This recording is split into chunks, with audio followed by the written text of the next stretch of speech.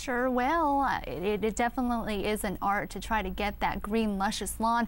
But with the heat, it becomes a little harder to achieve. Not to mention, some parts of Central Texas are still dealing with water restrictions. So what can you do to keep your yard as healthy as possible?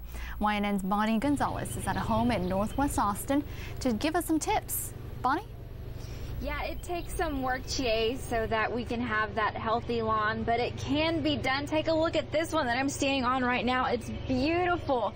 And the sprinkler just came on last night, so you can see some of that dew here, getting that much needed water. And joining me is Jerry. Jerry, no wonder you have a beautiful lawn here because you are the owner of Real Green Pest and Lawn Care. So you are an expert at this. You're in the business.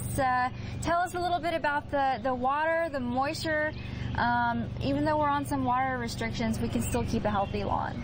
Actually, you can. You know, we care for about 20 million square feet of lawns in Austin, Texas, so we do have that experience to get what needs to be done. I have St. Augustine grass. One of the keys to growing a healthy St. Augustine grass is to mow it often, at least once a week, whether it needs it or not.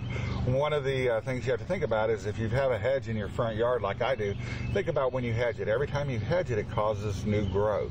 Grass is no different than that. It's a reaction to what it thinks was damage.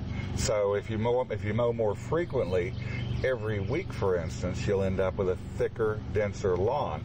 Also mow it at the highest setting. When you mow at the highest setting, what it does is it helps insulate the soil from the sun, which reduces evaporation off the soil surface and increases the evaporation from the plant surface. All right. Well, I am curious to hear what you have to say about that watering. We will get to that in the next 30 minutes, so stay with us if you can, and hopefully we can all learn some good tips to get just as green a lawn as Jerry has here. GA? Thank you, Bonnie. Now, it's important to make sure that you check with each city to find out what their water restrictions are in that area.